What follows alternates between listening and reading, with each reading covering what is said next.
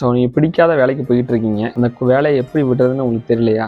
So அந்த video உங்களுக்காண்டி தான். ஒரு ரிசர்ச் என்ன சொல்லுது அப்படின்னா 67% ஆஃப் பீப்புள் தனக்கு பிடிக்காத வேலையை தான் பண்ணிக்கிட்டு இருக்காங்க அப்படின்னு. ஒருத்தவங்க ஜாபை குயிட் பண்ணுறாங்க அப்படின்னா நான் இப்போ சொல்ல போகிற இந்த 3 ரீசனில் ஏதாவது ஒரு ரீசனாக தான் இருக்கும். ஃபஸ்ட்டு, நீங்கள் ஒர்க் பண்ணுற ஜாபில் உங்களால் சரியாக பெர்ஃபார்ம் பண்ணாமல் இருக்கலாம். ஸோ அதனால இந்த ஜாப் உங்களுக்கு பிடிக்காம அதை குயிட் பண்ணுறதுக்கு உங்களுக்கு தோணிகிட்டே இருக்கலாம். ரெண்டாவது, உங்களோட பாஸ் உங்களை ரொம்ப ஸ்ட்ரிக்டாக இருக்கலாம், இல்லை உங்கள் பாஸ் உங்ககிட்ட ரொம்ப கடினமாக நடந்துக்கலாம். ஸோ அதனால இந்த ஜாபை குயிட் பண்ணணும்னு நீங்கள் நினைக்கலாம். மூணாவது, இதில் வர சேலரி உங்களுக்கு பத்தாமல் இருந்துச்சுன்னா கூட இந்த ஜாப் உங்களுக்கு பிடிக்காமல் போயிடும். ஸோ அதனால கூட இந்த ஜாபை குயிட் பண்ணுறதுக்கு நீங்கள் நினைக்கலாம். ஸோ பிடிக்காத வேலையிலேருந்து எப்படி வெளியே வர்றது? ஃபஸ்ட்டு நீங்கள் பண்ண வேண்டியது 6 to 12 months தேவையான ஃபண்டை உங்கள் சேவிங்ஸ் அக்கௌண்ட்டில் வச்சுக்கோங்க. எமர்ஜென்சி ஃபண்டாக உங்கள் இன்கம் டு 6 times ஒரு எமர்ஜென்சி ஃபண்டாக சேவ் பண்ணி வச்சுக்கோங்க.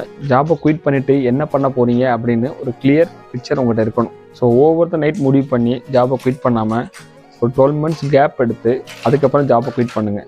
இந்த 12 months உங்களுக்கு நான் சொன்ன எல்லா விஷயத்தையும் ரெடி பண்ணுறதுக்கு யூஸ்ஃபுல்லாக இருக்கும். ஸோ நான் சொன்ன அந்த 4 விஷயத்தையும் கரெக்டாக ஃபாலோ பண்ணீங்க அப்படின்னா உங்களுக்கு பிடிக்காத வேலையிலேருந்து வெளியே வர்றதுக்கு இது யூஸ்ஃபுல்லாக இருக்கும். ஸோ இந்த வீடியோவை ஜாபை குயிட் பண்ணணும்னு நினச்சிக்கிட்டு இருக்க உங்கள் ஃப்ரெண்டுக்கு இந்த வீடியோவை ஷேர் பண்ணுங்கள்.